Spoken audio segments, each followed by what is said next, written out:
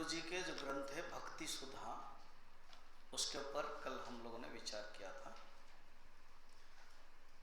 भक्ति सुधा की भूमिका विचार करने पर अनेक धारणा होती है और अनेक प्रश्न होते हैं। धारणा ये रहती है कि भक्ति वही लोग करते हैं जो कुछ नहीं कर पाते, जो विचार नहीं कर पाते हैं, जो ध्यान नहीं कर पाते हैं, जो कर्म नहीं कर पाते हैं, वो भक्ति कर लेते हैं। क्योंकि उनके दृष्टि से भक्ति क्या है, उनके दृष्टि से भक्ति की परिभाषा क्या है कि मंदिर जाना, आरती करना और भक्त रूप में दिखाने के लिए चंदन लगाना, ये भक्ति है। क्योंकि कुछ करने से और थोड़ा सा और एक ज़्यादा और खींचे तो कहते हैं भगवान के पास रोना धोना कर लेना, थोड़ा नाच गान भी कर लेना, ये भक्ति है। तो ये एक आम धारणा है। दूसरे हैं प्रश्न है कि भक्ति के बारे में अलग अलग भ्रांत धारणा रहती है।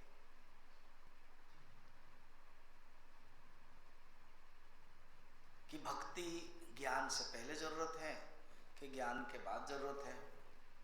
भक्ति का एक कैटेगरी लोग होते हैं, दूसरे कैटेगरी भक्ति नहीं कर सकते। जैसे कंपार्टमेंट होता है ना, एक कमरा है, उससे दूसरे से कनेक्ट नहीं है और सेपरेट है, ये एक धारणा रहती है। तो भक्ति के बारे में अनेक धारणा रहती है, भ्रांत धारणा, प्रश्न रहते हैं। इसलिए गुरु जी ने इन प्रश्नों को उपस्थापना करके भक्ति क्या है, भक्ति के स्वरूप क्या है, भक्ति के लक्षण क्या है, भक्त कौन है, भक्ति करते समय साधना क्या है, भक्ति करते समय अंतराय विघ्न क्या है, इतने सब कई मुद्दे पर, अंश पर, फैक्टर पर इन 31 श्लोक में विचार किया गया है। तो हम लोगों के पास 7 दिन है, 7 days। आज 1 तारीख ना, हाँ 6 और कल हो गया था। 7 days में इस भक्ति सुधा को हम समापन करेंगे। कल पहला श्लोक, दूसरा श्लोक और तीसरा श्लोक देखा था। एक एक पढ़ के थोड़ा सा फ्लैशबैक करके फिर आगे चले जाएंगे। नमस्ते रामचंद्राय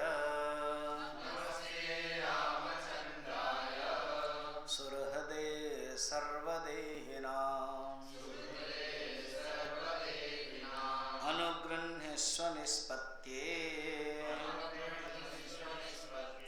सुधार्भक्ते मां प्रभो। पहला श्लोक मंगलाचरण है और इस ग्रंथ जो भक्ति सुधा उन्होंने नामकरण दिया, कल मैंने बताया था 4 ग्रंथ एक साथ लिखा, साधना सोपान। जब गुरुजी कैलिफोर्निया में रहते थे अमेरिका में, तो उनको मौका मिला लिखने के लिए, तो उन्होंने 4 ग्रंथ लिखा। फर्स्ट है मनोशोधनम, जो ऑलरेडी आज हम लोगों ने कंप्लीट किया 5 क्लास में। ये प्रारंभिक साधना सोपान, नाम भी सुंदर रखा है, साधना के सोपान। सोपान का अर्थ है पहाड़, सीढ़ी, क्रम। जीवन में जब साधना हम करते हैं, क्रम चाहिए, कौन सा कब क्या है। तो मनःशोधनम मुख्यतः कर्मयोग, उपासना और साधना परक है। और ब्रॉडली आज हम लोगों ने देखा था, एक है मन अशुद्धि को दूर करने के लिए अनेक साधन है, यज्ञ, तप, जप, तीर्थ आदि, और एक विचार है। विचार के माध्यम से भी हमारे मन के अंदर जो अशुद्धियां ये दूर होती है।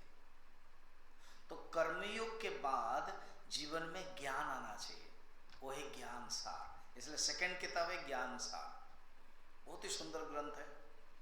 समय मिलता तो ले लेते हैं, कभी फिर मौका मिलेगा तो देखते हैं। तीसरा है ध्यान स्वरूप। कर्म, मनशोधनम और ज्ञान सार के बाद ही जीवन में कुछ कर सकते हैं हम, ध्यान स्वरूप। वो हम आपको एक दिन दे रहे हैं। सवेरे 6 तारीख को विवेक चूड़ामणि को मैं एडजस्ट करके 6 तारीख को उसमें ध्यान स्वरूप का जो सारांश है वो 40 मिनट देने वाला हूं। श्लोक नहीं लेने वाले, ध्यान श्लोक सारांश मेडिटेशन। जैसे मैंने कहा था 7 types of meditations are there.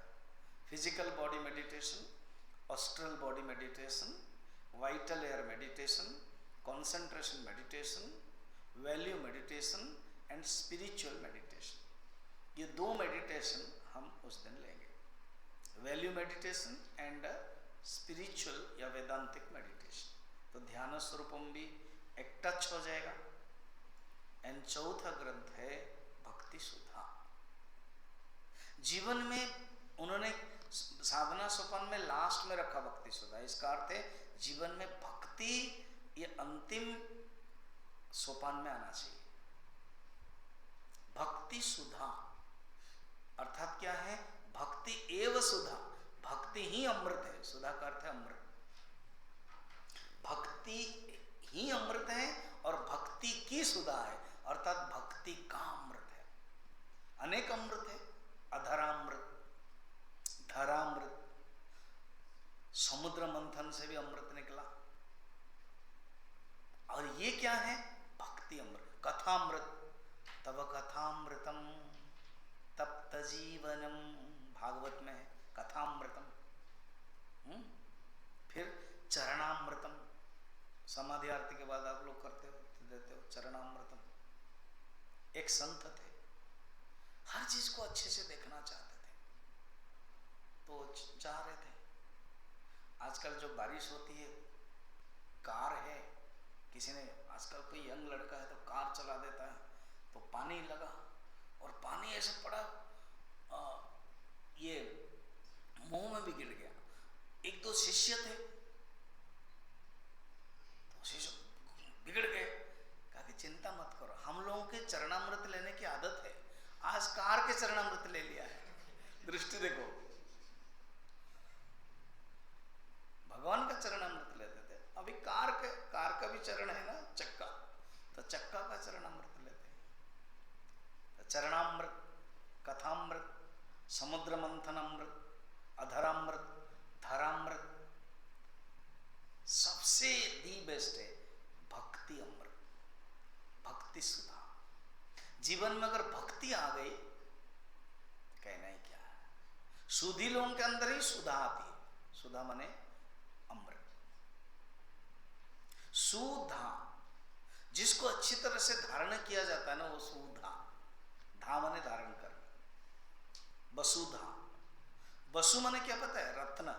जो रत्न को धारण करते हो वसुधा, इसलिए पृथ्वी का दूसरा नाम है वसुधा। कहीं भी जाओ खोदो रत्न मिलता है, वसुधा, वसु रत्न। सुधा जो अमृत है, जो अच्छी तरह से धारण कर सकते हैं हम लोग। एक बार धारण कर लिया तो वापस नहीं जाती, जो चली जाती है वो सुधा नहीं है। वो क्या है ना, वो चंचल धा, आती है जाती है, आती है जाती है। लक्ष्मी, लक्ष्मी का नाम है चंचल, चंचला। क्यों? आती है जाती है। मगर जो सुधा है, जो अमृत है, वो कभी नहीं जाती है, पास में रहती है। अब पहला है मंगलाचरण, जो श्लोक गाया। मंगलाचरण के कई मुद्दे हैं। फर्स्ट, मंगलाचरण किसे कहते हैं? मंगलाचरण माने इन्वोकेशन प्रेयर। कोई भी प्रारंभ काम करते हैं मंगल आदिनी, मंगल के लिए, अर्थात ये शुभ हो, इसलिए फर्स्ट है शुभ है। कोई भी चीज हम घर बनाते तो नारियल तोड़ते हो ना, फोड़ते हो, पूजा करते हैं, उद्घाटन कहते हैं, इनागुरेशन कहते हैं मॉडर्न भाषा में। तो मंगलाचरण करते हैं, अर्थात प्रार्थना करते हैं, इन्वोकेशन करते हैं भगवान को कि जो मैं काम कर रहा हूं वो संपन्न अच्छे से हो जाए। और मंगलाचरण से भगवान को याद करते हैं।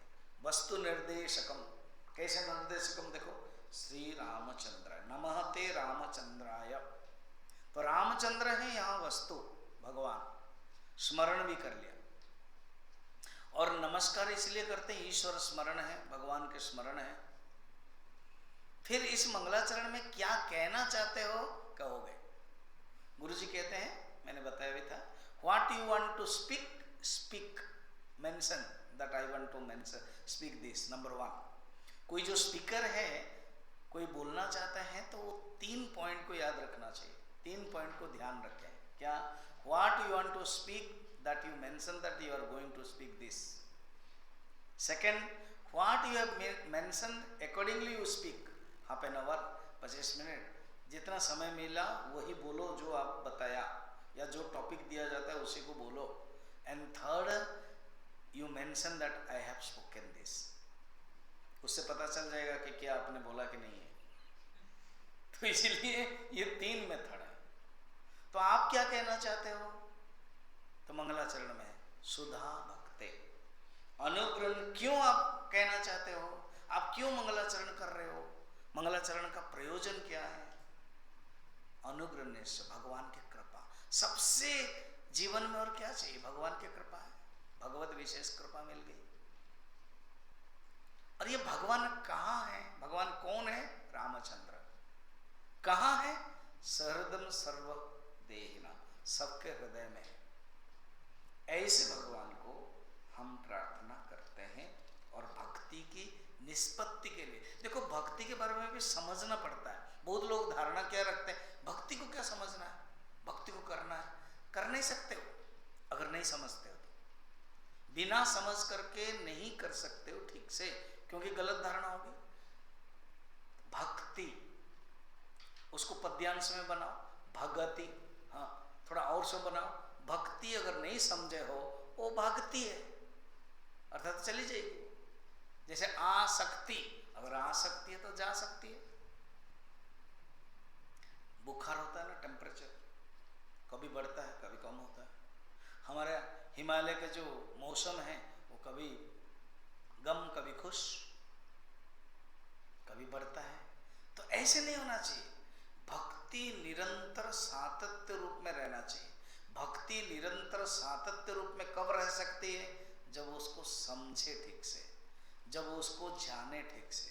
हम भगवान को भक्ति करते हैं, शायद मांगने के लिए भक्ति करते हैं, तो हो गया सकाम, और वो नहीं रहेगा। तो सकाम भक्ति क्या है, निष्काम भक्ति क्या है, भक्ति के ज्ञान के साथ क्या संबंध है, भक्ति के कर्म के साथ क्या संबंध है। लोग कहते हैं भक्ति करो फिर कर्म मत करो। तो ये समझ है कि ना समझ है, जानना चाहिए। तो इसलिए ये निष्पत्ति शब्द बहुत सुंदर है। निष्पत्ति माने कंक्लूजन। भक्ति के बारे में कंक्लूजन करने के लिए, भक्ति बारे में समझ प्राप्त करने के लिए हम प्रार्थना कर रहे हैं। भक्ति को बिना समझ में भक्ति कर ही नहीं सकते हो। अगर कर रहे तो गलत हो सकता है। इसलिए हम निष्पत्ति चाहते हैं, और ये निष्पत्ति के लिए भगवान की कृपा चाहते हैं। भगवान के कृपा के बिना निष्पत्ति नहीं हो सकती। निष्पत्ति विवेक का काम है, निष्पत्ति बुद्धि का काम है। बिनु सत्संग राम कृपा बिनु। विवेक उत्पन्न तो होता जब सत्संग में आते हैं, और ये विवेक उत्पन्न होने के बाद राम की कृपा होती है। इसलिए एक ही श्लोक में इतनी पॉइंट है। हम भक्ति की निष्पत्ति, भक्ति क्या है, अब भक्ति के साथ आसक्ति। शायद जिसको हम भक्ति सोच रहे वो शास्त्र के अनुसार आसक्ति है। हम सोच रहे ये मेरी भक्ति है, और भक्ति पर्सनल है, तो बोल रहे ये भक्ति मेरी है बस। मगर नहीं, भक्ति करने के लिए भी मापदंड है। तस्मात् शास्त्रम प्रमाणन्ते कार्य कार्य व्यवस्थितो। इसलिए शास्त्र में प्रमाण बताया गया है। तुम जो कर रहे हो भक्ति है कि आसक्ति है। भक्ति और आसक्ति में क्या फर्क है बताएंगे आज।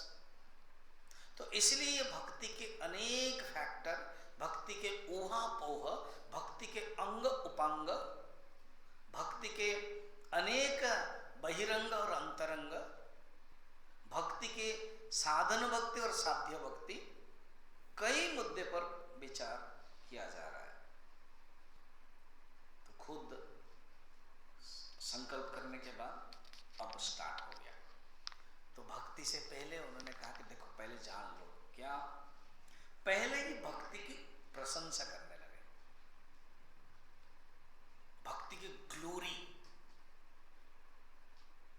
भक्ति के महात्म्य, प्रशंसा और भक्ति को एक ऊंचे आसन पर रखा गया। क्या? साधारणतः शास्त्र में 4 पुरुषार्थ है, वेद में भी है, शास्त्र में 4 पुरुषार्थ है, मगर भक्ति को पंचम पुरुषार्थ कहते हैं, भक्ति को श्रेष्ठ पुरुषार्थ कहते हैं। इसके बारे में दूसरा नंबर में है, धर्मार्थ काम मोक्षाये पुरुषार्था चतुर्विधा तेभ्यः श्रेष्ठतरा भक्ति मता भागवतोत्तमैः। पुरुषार्थ, पुरुषैः अर्थ्यते इति पुरुषार्थ। पुरुष माने यहां पर मेल नहीं, दोनों। देखा जाए पुरुष का अर्थ क्या है? पूरे सेते इति पुरुष। पूरे माने शरीर, शरीर में जो रहता है ना, जो जीवात्मा है, उसको पुरुष कहते हैं। और लक्ष्यार्थ में परमात्मा ही पुरुष है। क्षर सर्वाणि भूतानि क्षर उच्यते पुरुष।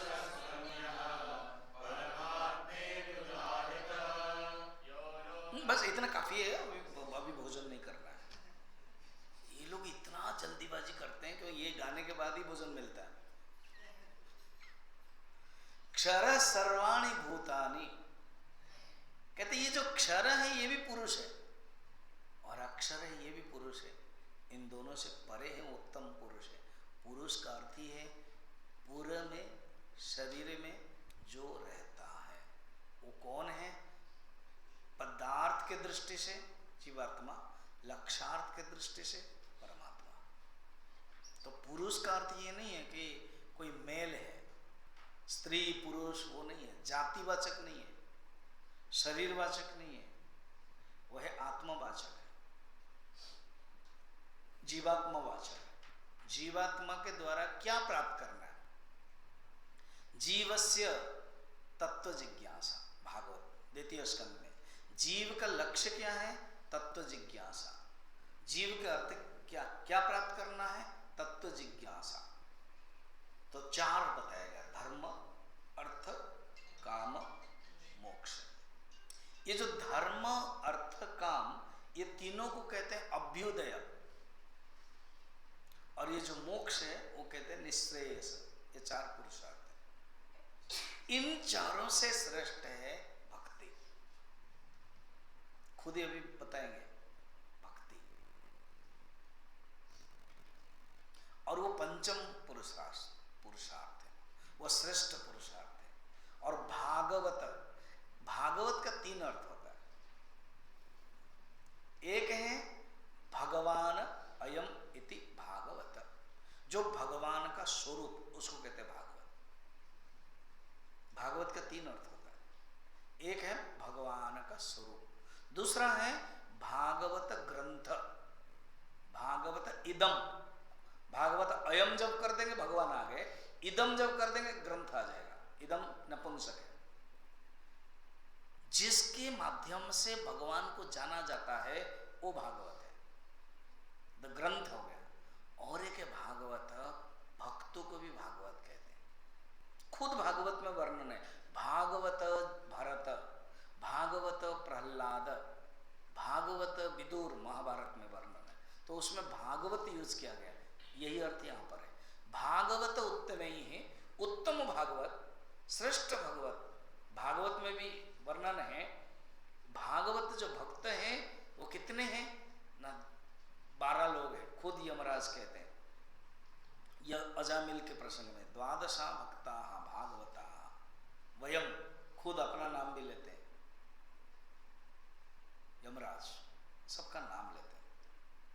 तो ऐसे भागवत माने भक्त लोग कहते हैं भक्ति पंचम पुरुषार्थ, श्रेष्ठ पुरुषार्थ है। अच्छा, फिर हम जानना चाहते हैं क्या ये जो धर्म, अर्थ, काम, मोक्ष, इसके बारे में थोड़ा थोड़ा बताइए, तभी तो समझ में आ सकता है इससे श्रेष्ठ कैसे भक्ति। जैसे किसी दुकान में जा रहे हो, कोई कुछ खरीद रहे हो तो वेराइटीज देखते हो, कपड़ा खरीद रहे हो, मोबाइल खरीद रहे हो तो कुछ भी वेराइटी देखते हो, ये कितना है ना 1000 रुपये, फिर ये कितना है ना 3000 रुपये, इसमें क्या फ़ायदा, नहीं इसमें ये सब फायदा है। तो फिर मन कहता है ठीक है हम ये ले लेंगे, अच्छा वाला लेंगे, क्वालिटी वाला लेंगे, रॉयल वाला लेंगे, हम क्यों सस्ता वाला लेंगे। क्योंकि एक हिंदी में कहावत है, सस्ता रोए बार बार, महरग रोए एक ही बार, है ना। जो सस्ता में लिया वो बार बार रोता है, 1000 में लिया बंद हो गया, महरग लिया 3000 हाँ बंद ही नहीं होने वाला, चलता ही रहेगा। तो इसलिए हमें श्रेष्ठ क्या है, तो कहते समझ लो, देखो एक होता है अर्थ, स्टार्टिंग में अर्थ है, अर्थ एक पुरुषार्थ। अर्थ की परिभाषा क्या है ना, अर्थ कहते हैं धन, अर्थ को धन कहते हैं। उसकी डेफिनेशन वेदांत के विचार के दृष्टि से अर्थ इज इक्वल टू सुरक्षा, सुरक्षा की भावना। अर्थ इज इक्वल टू साधन, भोग करने के लिए जो साधन है वो अर्थ।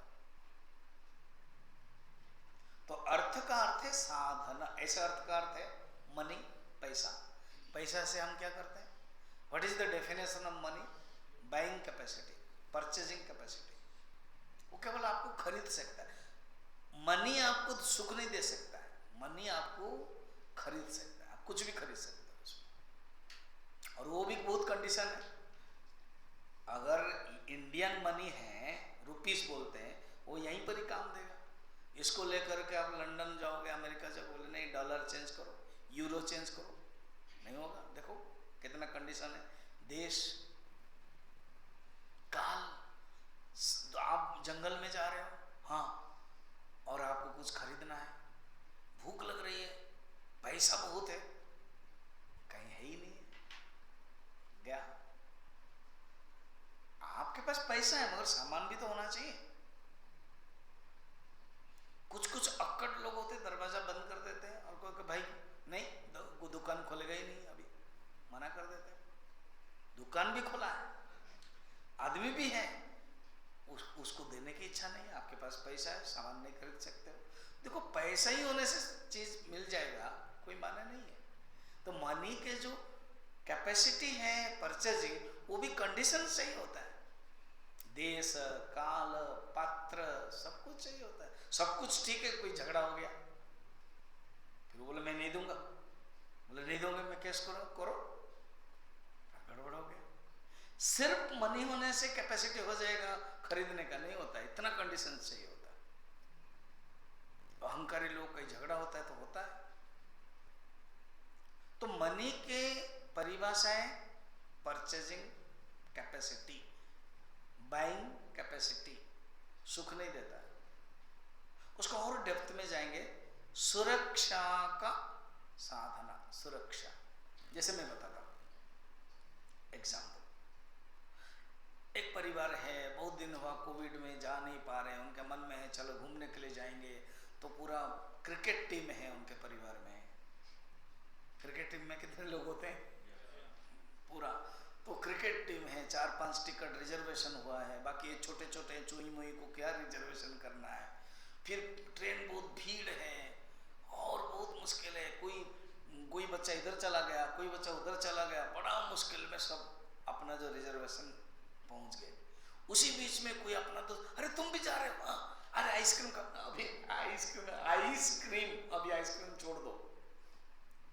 क्या है, भोग तब होगा जब पहले सुरक्षा की भावना होगी। पहले आई वांट माई सीट, मुझे सीट चाहिए, मुझे बैठने दो, सामान रखने दो। ये चुई मुई पता नहीं कितने सब चले गए हैं, तो पति पत्नी को डांटता है, पत्नी पति को डांटता है, मगर अभी हो गया, रिलैक्स। आधा घंटे के बाद जब ट्रेन चले तो बोले बनाया ना, क्या बनाया, परोठा निकालो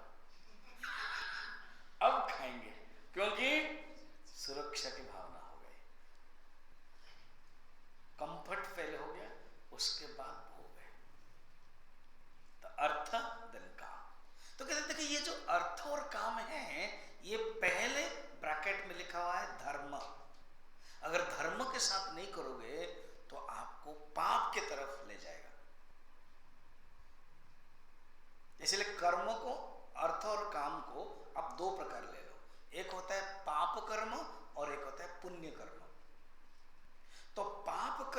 मनुष्य को दुर्गति में ले लेता है। फिर पुण्य कर्म दो प्रकार है। हाँ हाँ, पुण्य कर्म दो प्रकार है, एक है सकाम कर्म और एक है निष्काम कर्म। सकाम कर्म से भोग मिलेगा, 3 नंबर श्लोक में यही कहते हैं, पुण्य रूपत्र वै धर्मः सकाम स्वर्ग प्रापकः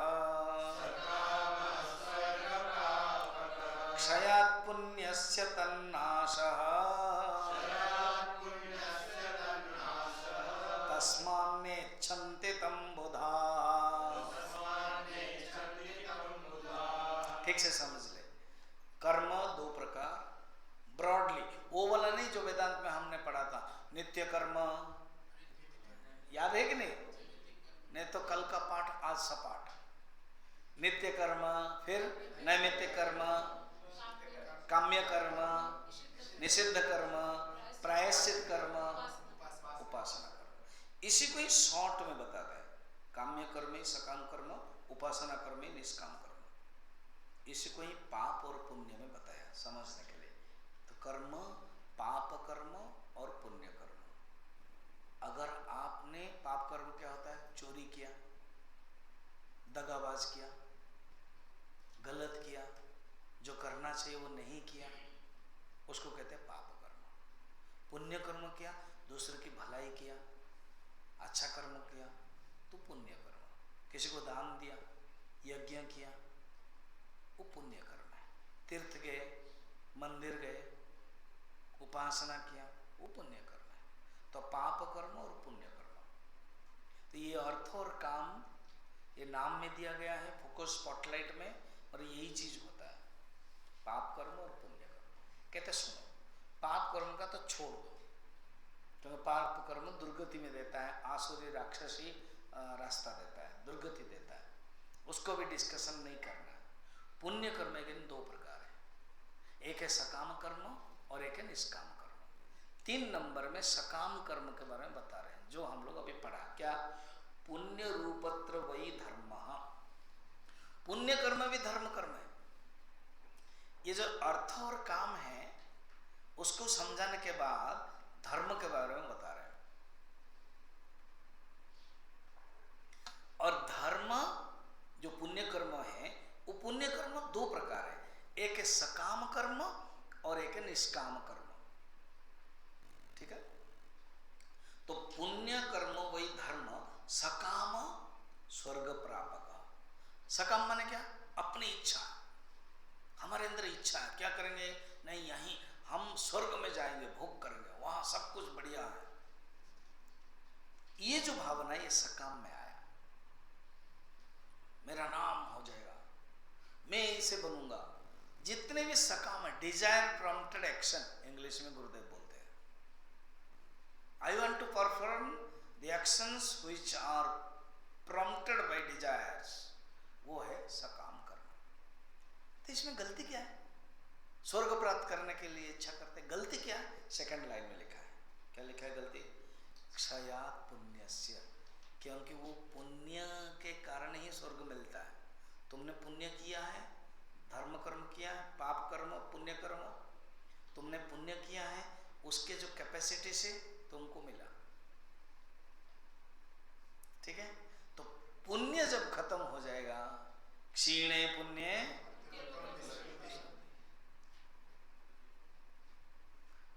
अब अमेरिका जाना चाहते हो, वीसा मिलता है, फिर कहते हैं 6 महीने के बाद तुमको वापस आना पड़ेगा, तो वीसा समाप्ते इंडियम प्रति गच्छति,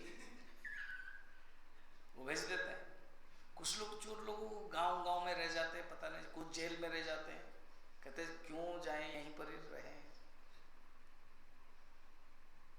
तो पुण्य क्षयत्रो तन्नाशः, वो नाश हो जाता है, स्वर्ग नाश। क्योंकि ये जो धर्म कर्म है, सकाम धर्म, वो पुण्य के ऊपर निर्भर है। 100% पुण्य क्या, 100% धर्म भोग किया, स्वर्ग प्राप्त किया, बहुत अच्छा किया, फिर वापस आ जाओगे। इसीलिए जो बुद्ध लोग हैं, जो भागवत लोग हैं, वो नहीं चाहते हैं धर्म अर्थ काम ये नहीं चाहते हैं।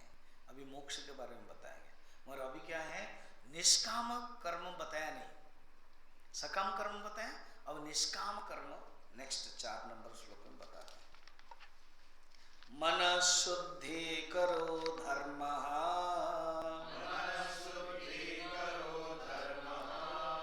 निष्कामो योग साधक, अर्थ कामाबुभो लोके, केवलो भोगदायको। कोई चीज आप ग्रहण करोगे या कोई चीज आपको त्याग करना है, you should understand its position and it's demerit. तो अभी 2-3 श्लोक में धर्म अर्थ काम मोक्ष, मोक्ष भी नहीं बताया, इन चारों के बारे में पहले समझो क्या है, उसका डेफिनेशन, उसके बारे में, उसकी गति, उसका फल, उसका परिणाम। ये जो अर्थ एंड काम है ये केवल भोग देता है। 4 नंबर श्लोक देखो, अर्थ कामो उभो लोके केवलौ भोगदायको। क्लियर हो गया? ये जो अर्थ और काम है ना, ये भोग देता है। समझे? 1 मिनट, प्रश्न है, ये दोनों भोग देता है? हाँ। अगर अधर्म के साथ करते हैं हाँ, तब तो और भी दुर्गति कर देता है। अच्छा, ऐसे है ना? हाँ। अगर धर्म के साथ करते हैं स्वर्ग प्राप्त करता है। अच्छा, ऐसे है ना? हाँ। अगर धर्म करेंगे, आपने कहा था धर्म 2 प्रकार है ना, एक है सकाम और एक है निष्काम। क्लियर, समझ में आ रहा है? अर्थ और जो काम है 4 है, धर्म अर्थ काम मोक्ष। ये जो अर्थ और काम है, ये अगर अधर्म के साथ करेंगे दुर्गति, भोग करेंगे तो दुर्गति, और अगर धर्म के साथ करेंगे तो सुगति मिलती है। मगर अगर धर्म के साथ करेंगे, धर्म कर्म करना है, तो 2 प्रकार होता है, एक है सकाम और एक है निष्काम। तो सकाम जो धर्म करता है उसको भी भोग मिलता है, अर्थ और भोग, अर्थ और काम भोग मिलता है। क्या मिलता है? ना स्वर्ग मिल जाता है। और जो निष्काम कर्म करता है वो भोग नहीं चाहता है। निष्काम माने भोग नहीं चाहता, स्वर्ग मुझे नहीं चाहिए, भोग मुझे नहीं चाहिए। वैराग्य क्या है? वैराग्य की परिभाषा क्या है? इह अमुत्र फल भोग विरागः वैराग्यम। उसको कुछ भी नहीं चाहिए ना। तो फिर ये जो निष्काम कर्म है, निष्काम कर्म से क्या मिलता है देखना। मन शुद्धि कर, पढ़ा क्या? मन शुद्धि कर धर्म निष्काम योग साधक। अर्थात निष्काम भाव से जब मनुष्य करता है, मन शुद्धि हो जाता है। ऑलरेडी हम मन शोधन में देख लिया था। तपह, जपह, ये सब जितने भी निष्काम भाव से जो कर्म करते हैं, साधक, ये साधन है। इससे क्या होता है? मन शुद्ध हो जाता है। और यही मन शुद्धि ही आगे बढ़ा देता है परमात्मा को ज्ञान प्राप्त करने के लिए, भक्ति करने के लिए। कैसे जानेंगे कि हमारी मन शुद्ध हुआ? कैसे जानेंगे? कैसे जानेंगे कि आप भूख लग रही है ना, जब पेट में खाली है, कुछ नहीं है, चूहा कूद रहे हैं, बोलते हैं ना। कैसे जानेंगे कि आपका पेट भर गया है और खा नहीं पाएंगे? कैसे जानेंगे कि हमारा मन शुद्ध हो गया? ऑटोमेटिक मन भगवान को जानने के लिए इंटरेस्ट हो गया, तो जानना कि मन शुद्ध हो गया इसका। भगवान के प्रति भक्ति हो जाएगी तो जानना कि इसका मन शुद्ध हो गया, क्योंकि अंतःकरण शुद्धि का फल ही भगवान को प्राप्त। भागवत में कहते जब तक मेरी भक्ति नहीं होती है तब तक कर्म करो, निष्काम कर्म। अगर मेरी भक्ति आ गई है तो जानना कि तुम्हारा निष्काम कर्म पूर्ण हो गया। कहां पर कहते हैं? भागवत के 11 स्कंद में उद्धव जी को भगवान कृष्ण कह रहे हैं। अगर मेरी भक्ति हो गई, तुम्हारा कर्म सार्थक हो गया। भक्ति नहीं हुई तो कर्म सार्थक नहीं हुआ। अभी तक कर्म करते रहो, करते रहो, करते रहो। ध्यान रखना, कर्म दो प्रकार है। एक है सकाम कर्म, गिराएगा, भोग करोगे फिर घूम करके आओगे। निष्काम करे तुम्हें आगे बढ़ाता। तो निष्काम मनःशुद्धि कर धर्म, निष्काम योग साधक, अर्थ कामा भूलोके केवलो भोगदायक। तो जब मन शुद्ध हो जाता है, भक्ति के लिए और ज्ञान के लिए इंटरेस्ट हो जाता है। तुलसीदास जी रामचरितमानस में लिखते हैं, प्रभु मेरा मन शुद्ध हो गया और कुछ नहीं चाहिए। नान्या स्पृहे रघुपते हृदयेष्मदे, सत्यं वदामि च भवान् अखिलान्तरात्मा, भक्तिं प्रयच्छ रघुपुङ्गव निर्भरा मे, कामादिदोषरहितं कुरु मानसं च। प्रभु नान्या स्पृहा, कोई स्पृहा नहीं है, मेरे मन में कुछ भी नहीं है, केवल हृदयेष्मदीये, आपके भक्ति चाहता हूं। सत्यम वदामि च, मैं झूठ नहीं बोल रहा, सच बोल रहा हूं। और आप कहाँ हैं? अखिलांतरात्मा, आप अखिलांतरात्मा है। हे राम, हे मेरे इष्ट, आप सबके हृदय में है। भक्तिम प्रयच्छ रघुपुंगव निर्भरा में, मुझे केवल निर्भरा भक्ति चाहिए, आपके प्रति, और किसी से नहीं चाहिए, केवल भक्ति चाहिए। अच्छा, और बात ये, मगर इसमें थोड़ा सा तकलीफ है। क्या तकलीफ है? मेरे हृदय में जो कामादि है ना, काम क्रोध है, वो सब आप ही हटाइए और आइए, रह जाइए। भगवान कहते मैं तो आ सकता हूँ, रह सकता हूँ, मगर तुम्हारे हृदय में बहुत मुश्किल है। जैसे कोई कहते हैं ना, जैसे कि मैं आपके टेनेंट आते या आपके घर में भाड़ा में रहूं, लूं, हाँ ले लो, मगर ये रूम फूम सब आप ही साफ करो। तो तुलसीदास जी कहते हैं मेरे हृदय में कामादि है, आप ही रह के साफ कर लो। बिहारी लाल तो और भी गजब है, ये तो तुलसीदास जी सरल है, राम जी के भक्त। बिहारी लाल कृष्ण के भक्त है, उनको पता है तुलसीदास जी ने इसे कहा। कहते हैं देखिए, तुलसी जी के राम जी के जो कनेक्शन है वो हम समझते हैं क्या है। तुलसी जी कहते हैं राम जी मेरे अंदर बहुत ही खराब गुण है और आप तो मर्यादावान हैं, साफ नहीं होगा तो नहीं रह सकते, इसलिए आप आइए, मेरे अंदर से काम आदि सब दूर कीजिए और रहिए। तो बिहारी लाल कहते हैं प्रभु आप आइए और आप रहिए, और मैं आपको बोलूंगा नहीं है कि आप साफ कीजिए ना, क्यों ना, मेरा हृदय भी टेढ़ा है और आप भी टेढ़े हैं, इसलिए फिट बैठ जाएगा, आ जाइए।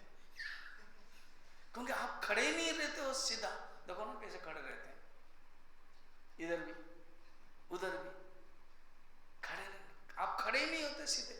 भगवान कृष्ण तो आप टेढ़े हैं और मेरा हृदय भी क्या है, टेढ़ा है, आपका फिट हो जाएगा, आप आ जाइए। क्या भक्ति, इसको बोलते हैं भक्ति। ये भक्ति क्या है? भगवान के साथ पर्सनल संपर्क है। आगे बोलते हैं, श्लोक पढ़ लेते हैं। मुक्तिर्वै मोचनम विद्धि, जरा मरण संसृते, विलक्षणा हि भक्तिस्तु, शुद्ध प्रेम रसात्मिका। मैंने धर्म अर्थ काम के बारे में बताया, और मोक्ष है जो पूरा जरा मरण से मुक्त हो जाना, मगर जो भक्ति है ना वो विलक्षण है, क्योंकि भक्ति में सिर्फ प्रेम है, शुद्ध प्रेम आत्मिका। विलक्षणा ही भक्तिस्तु शुद्ध प्रेम रसात्मिका। भक्ति में प्रेम भी है और रस है। निगम कल्पतरुर्गलितम फलम सुखमुखाद अमृतम द्रव संयुतम पिबत भागवतम रसमालयम मुहुरुहा रसिका भुवि भावुका। यह रस है, प्रेम है।